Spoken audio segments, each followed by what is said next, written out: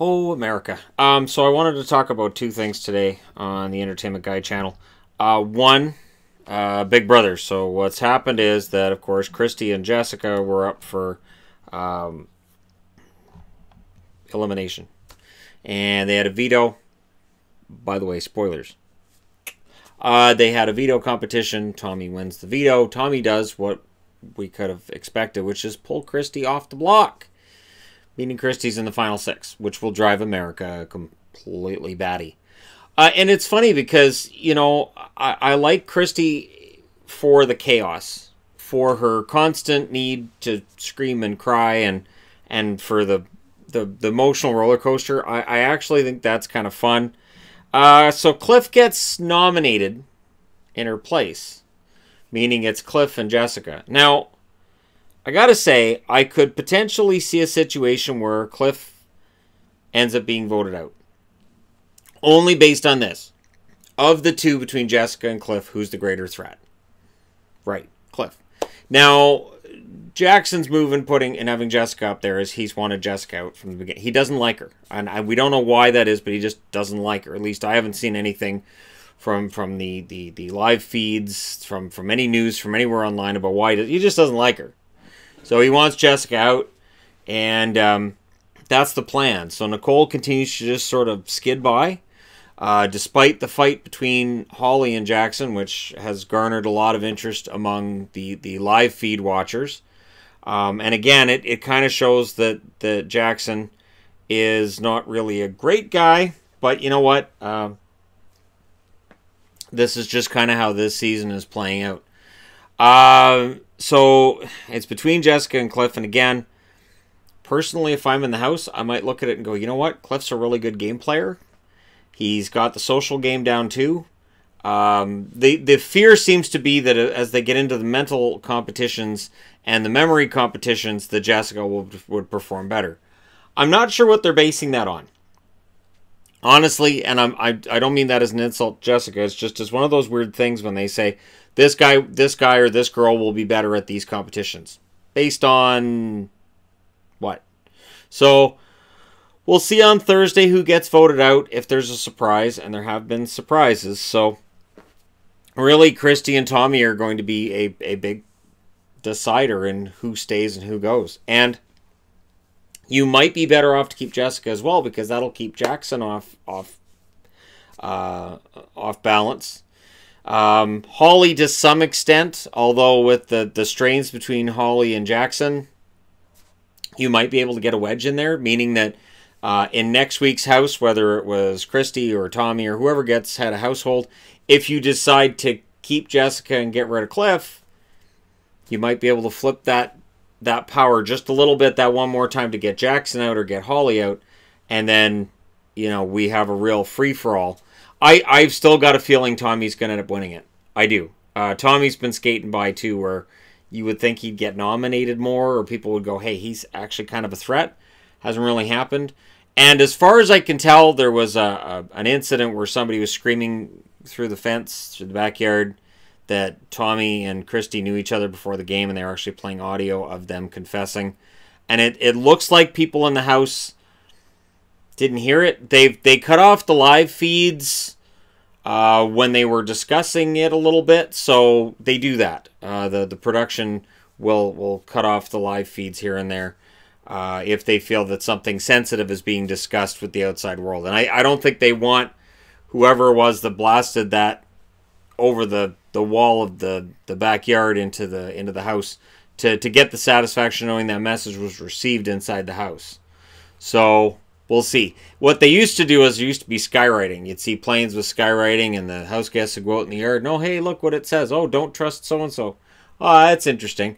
And then production went, yeah, we got to get rid of this. So I'm honestly kind of surprised production doesn't just do it themselves. I've seen some puppet mastering going on when it comes to some of the twists in this game, where I'm like, they're trying to get certain people out. And it kind of feels like production's been totally willing to let Christy go, and the house just keeps deciding to keep her. So we'll see how much longer that's the case. And yeah, that's really all I have to say right now when it comes to Big Brother. It looks like Jessica's on her way out, but you can never tell until Thursday. Although in this house, there seems to be less flipping and backstabbing that goes on than in most. Which is weird because we've all talked about this cast and how they're not an entirely likable bunch. But hey, they seem to be loyal to their word when it comes to the vote at the end of the week. The other topic I want to talk about is something people have asked me about, and I'm not ready to talk about it. I've seen reviews of the new Tool album, which is Fear Inoculum. I can't review it because Tool, with each major song being 12 minutes or longer, I don't feel like for me to stand here and give a review after I've listened to it a couple of times would do it justice. I will say this. For the longer songs, they are very long and very involved. The beat being in sevens means you can't really headbang to it and you can't dance to it, which is kind of a Tool staple. They used math for Lateralis. They used math for this one too. And then people complained about the cover art. The cover art is based on the geometry of the album. So the whole album is based on geometry. That's why the cover art looks the way it does. And the deluxe CD that we got has the 4-inch high-def screen, which has this weird little, about, I want to say 2-minute long, 3-minute long video, which involves all the animation from the album, and it is really trippy. I wasn't sure what they were going to do with it, if it was going to actually have like a track from the album playing, or if it's going to be videos, or what it was, but it's kind of fun. And I got to admit, it's kind of a fun little thing to have in there. So it did mean that the CD was a little bit more expensive than otherwise would have paid for it, but worth every penny. So it does, you know, Yvonne and I have talked about it. There are parts of it that feel like Lateralis. It does, though, as an album, feel more like 10,000 Days. But again, Tool is one of those ones. It's not like with Rammstein, their album, the songs are 3-4 minutes each. They're easily digestible. There's usually a couple of hooks in there. And you can go, yep, this is good, or this is kind of mediocre.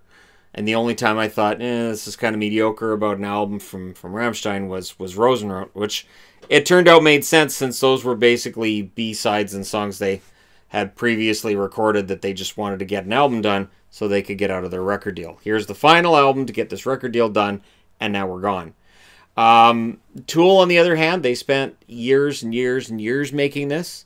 And so again, because of just the how intricate each song is and how long they are, for me to stand here and go, yep, I will say this. If you're a Tool fan and you want to buy it, go for it. It's not harsh and angry like Enema. They're not going to get back to that band. They're not those guys anymore. But pretty solid album. And yeah, that's as much as I can say for now. Tool, it is one of those things where, like, for instance, when I got Lateralis, the song that was my favorite changed regularly. Where I'd be like, okay, right now my favorite is The Grudge. No, it's still Schism. No, well, you know, Lateralis, the title track, that's fantastic. So it would change, and I get the feeling with this album, while I love Numa's the one that I'm looking at and saying that's the one that's probably my favorite. Invincible's excellent. The title track is excellent as well. There's a lot of good stuff on this album, and if you're a fan, go for it. Pick it up, and I can't wait until we find out about all the Easter eggs. There's going to be a bunch of Easter eggs because this album is far too intricate and well thought out for there not to be Easter eggs. Songs that you could play over top of each other, kind of thing like we had with 10,000 Days, and it makes a great album even greater.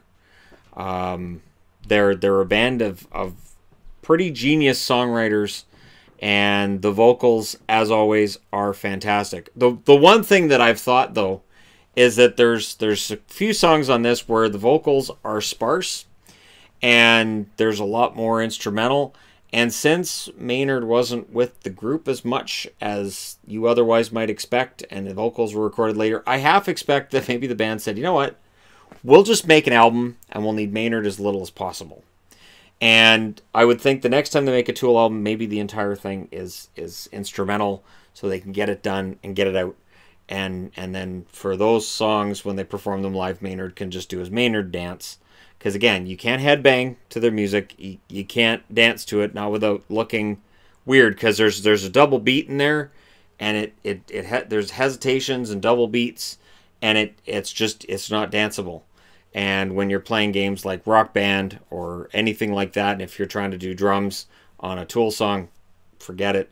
That kind of thing is just there is a whole other level with the band that's still there, and so that's as close as I'll come to reviewing the album. I need to listen to it more before I can really totally fully say here are the tracks and here's what I think, and that's what I want to do eventually. Let me know what you think if you've got the album or you've listened to it. It's available, of course, on streaming services. Don't forget to hit like and subscribe if you're browsing your way through. You just happened upon this video. And thank you guys so much for watching and for all your support. I'll talk to you again soon.